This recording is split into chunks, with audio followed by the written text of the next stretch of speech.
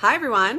Well, I'm back. This is now the third week that we've done one of these after show live interviews with our guests in the green room. So I hope you will join me again, and I hope you will ask questions and share with your friends. And I hope you also watched Fox 5 News on the Hill live. That's always the best. But today we are joined by Jeanne Allen from the Center for Education Reform. She was on the show today. We had a conversation about Education Secretary Betsy DeVos, and she joins us now from the green room to extend that conversation, answer a few more questions, and please feel free if you have any, and if I can get to them, I will certainly ask your questions as well. So let's turn the camera around to Jeanne. Okay, hi Jeanne. Hi Ronica. So tell me a little bit, one of the things that we spoke about, and I think we'll start with the concerns. One of the concerns that a lot of critics of DeVos brought to the conversation and to the table was the lack of public school experience. We spoke about it on set, but for those who missed it, react to that concern. Is it a valid concern, and put maybe some people's minds at ease, if you can, about the future of education under Betsy DeVos. Sure. You know, this is one of these issues. Everybody thinks because they went to school they know a lot about education. Certainly those working in the classroom know a ton about education, right? We hope and presume that our education leaders know a lot about education, and parents do as well. But you don't have to have been a public school student or a public school parent to know about public education. I heard that, and it sounded relatively kind of naive and maybe flippant. I mean, let's be honest. If people really had warmed to her, they wouldn't be raising those issues. But I wonder how many people are talking about this, whether it was under the Obama administration, under Clinton, now under Trump. Really, do you have to have been part of a system to know something about it? I'd argue no. You don't have to be an artist to know and appreciate fine art, right? When we're talking about transportation, the new transportation secretary, did she have to have been in the roads department, right? Did she have to be like running Metro Rail? No. The reality is the federal education secretary role oversees the distribution, management, and regulation of some 10% of what we spend total in education across the country, mostly higher ed, by the way. So of the $75 billion or so, a third of that fully is higher ed. And so that's what we should be talking about, is what are the policies she is going to be influencing, and how can those of us in the public make sure that she does the right thing for us. And tell us a little bit about that. I know she's an advocate of charter schools and choice. Tell us a little bit about what that might mean. Will there be changes that we could potentially see in our day-to-day lives, in our children's lives in the coming years that would affect us? Sure. I think one of the most important themes for people to remember, whether they love it or not, is running for president. Donald Trump said that he wants to push more control to the local level. Some of us think there's more control there now, but push more control at the local level. There was a big controversy, people remember, about Common Core. Lots of misunderstanding about what that actually means. Some states are using it voluntarily now. There's no longer a stick from the federal government to make people do it. So Common Core are standards, and there are assessments based on those standards that kids take in a number of states voluntarily, including DC, by the way.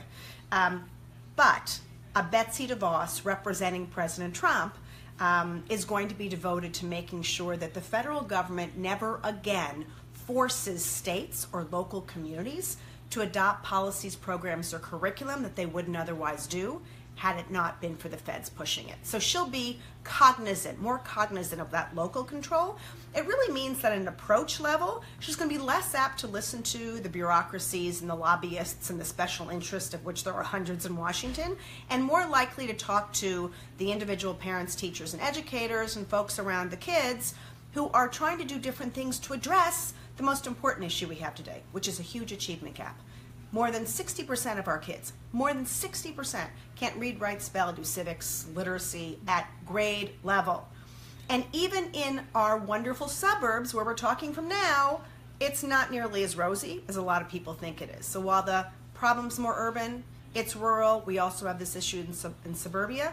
How do we elevate the dialogue on education reform so that states and local people can learn more about it? That's one of the benefits coming out of these controversies.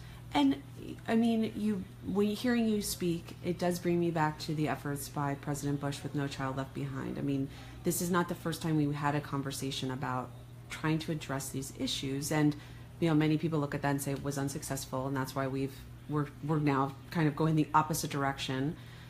Can the problems be solved? It can at times feel hopeless when you look at the circumstances we're in and the efforts through the decades, and you've been in this business since the Reagan administration.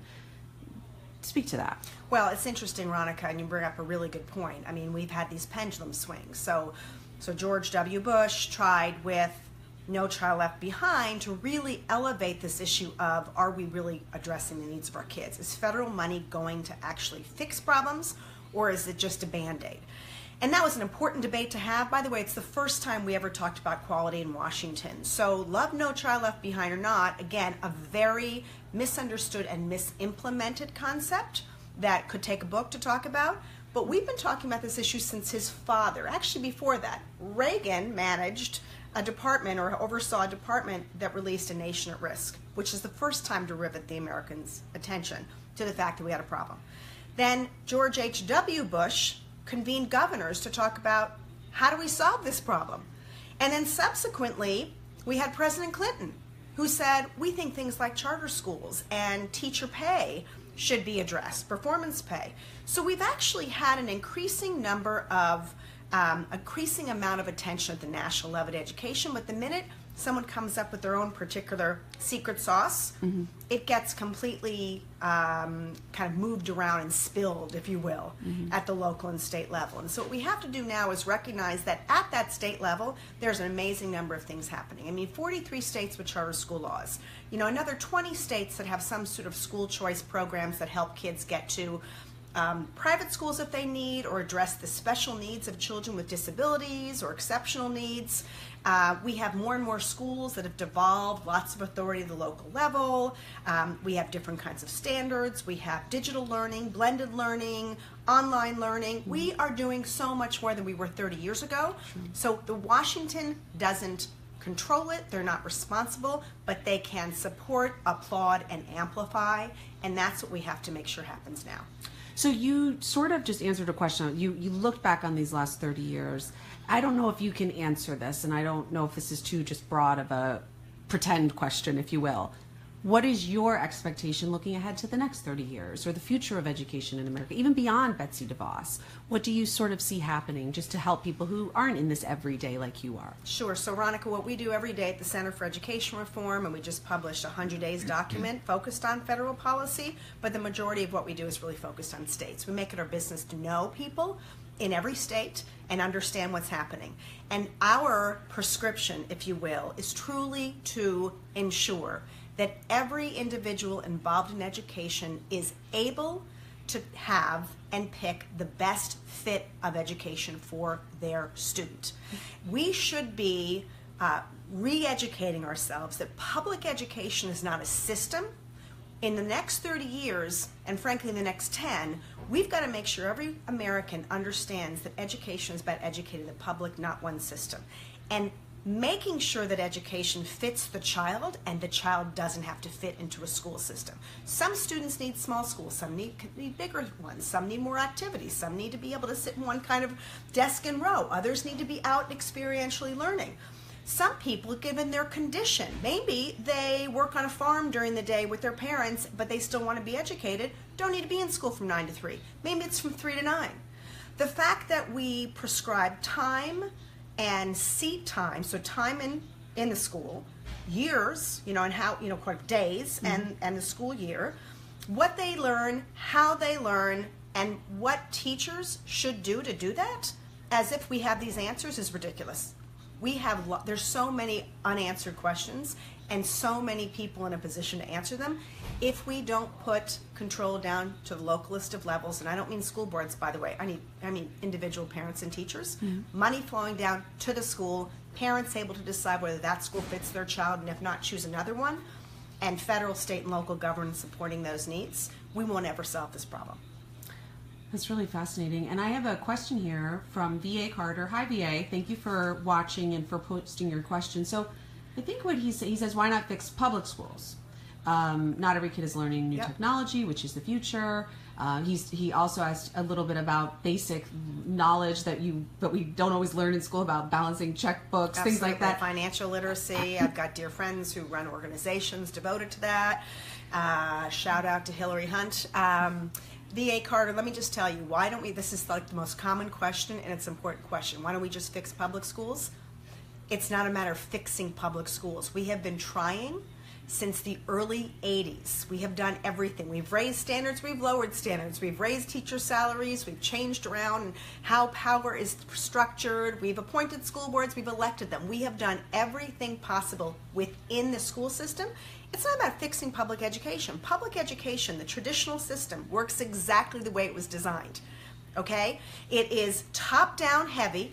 It is heavily reliant on contracts that mandate how people behave and mandate outcomes, so much so that we're really more about whether you show up and not necessarily rewarding what happens in the classroom or rewarding what happens with teachers. We have to make sure that we're actually redefining schools the way they actually were first created. Individual buckets of, buckets is a bad word, individual institutions that were set up to serve the needs of the individual communities.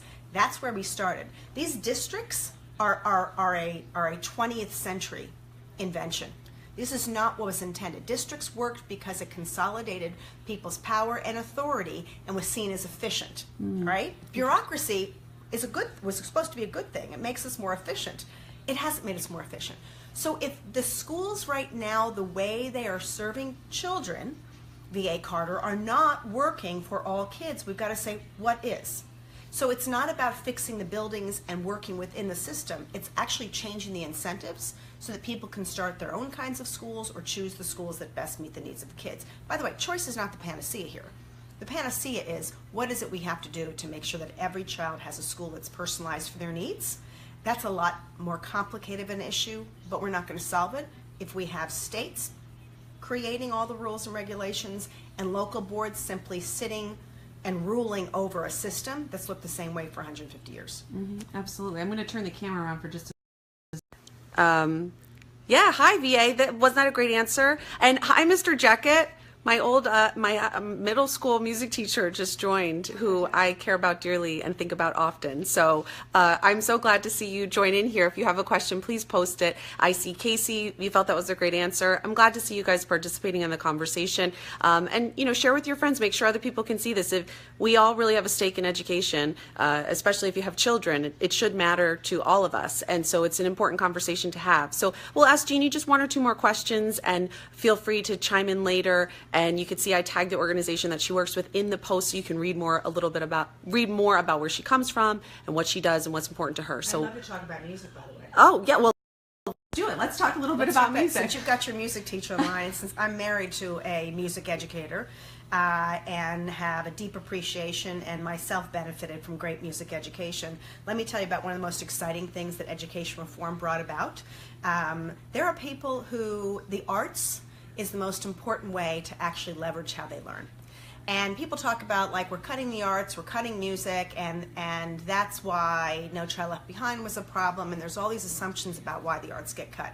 It's not just about, yes, you tend to value what you measure, and we're not measuring music. Again, it really comes down to, are we giving the educators in the school the ability to design the programs that they think best meet the needs of kids? All students love, even if they're not great at it, although my husband would argue that all kids could be great at it, music and the arts. Why isn't it part of the actual curricular material of every single school? Well, maybe some students don't need that, right? Maybe you could have STEM schools, and there are kids who at STEM or STEAM, as they say these days. What's the new science, technology, engineering and math? Engineering, art, and math is the STEAM. Wow, right? It's a new one. Okay, but when charter schools were first started, to not be an alternative, but to show people a way to create new kinds of public schools, the first ones created were arts-based. Project-based learning, experiential learning, and arts-based. And actually, to this day, the kinds of arts program, which, by the way, they're phenomenal arts programs in lots of public schools and many private schools, but charter showed the path that how you could do art and still actually have an exceptional college prep or a traditional school, how you could infuse it into the curriculum, how art could be part of math and history, right, and civics. And so giving people, the educators, to actually create from scratch goes back to the question about how do you fix public schools. what are you fixing? It's always harder to change what exists, right, than it is to start over. If you give people the chance to start over, whether it's in traditional public schools and creating innovations in those schools, starting their own kind of public charter-like schools that are independent from most rules and regulations, or even doing it in brand new hybrids where there are partnerships with civic organizations, the amount of energy, ingenuity, and creativity that exists out in education is what we want to unleash. And we can't unleash that if our system looks and acts the way it does. Well, Jeannie, thank you so much. I really appreciate your time today. Anything else you think we should add or that's important to mention as everyone's I think the important thing to add, this is just me personally, is that we shouldn't just have this conversation when we're nominating and selecting a new education secretary. And fighting about it, right? We should have it all the time. And we should not be concerned about being controversial in pursuit of great things for our kids.